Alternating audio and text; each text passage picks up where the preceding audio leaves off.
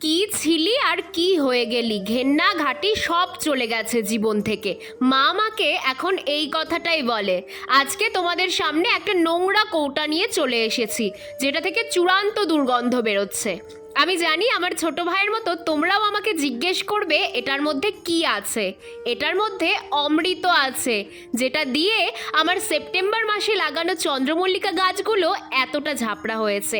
আমরা যারা শখের বসে ছাদ বাগান করি, তারা হাতের কাছে কোনো রাসায়নিক সার না পেয়ে চিন্তা করি গাছগুলোকে বড় করব কি করে। কিন্তু জানো, আমাদের ঘরেই এমন কিছু রয়েছে যেগুলো দিলে আর রাসায়নিক সারের কোনো দরকার নেই। মা তো রান্নার জন্য রোজ সবজি কাটে। না না, সবজিটা আমাদের দরকার নেই। আমি শুধু সবজির খোসাটা নিয়ে 1 লিটার জলে 7 দিনের জন্য ভিজিয়ে রাখি। তারপর ওই 1 লিটার সবজি পচা জলটা 9 লিটার জলের সাথে খুব ভালো করে মিশিয়ে প্রতিটা টবের মাটিতে দিয়ে দিই। তোমরাও কিন্তু ট্রাই করে দেখতে পারো।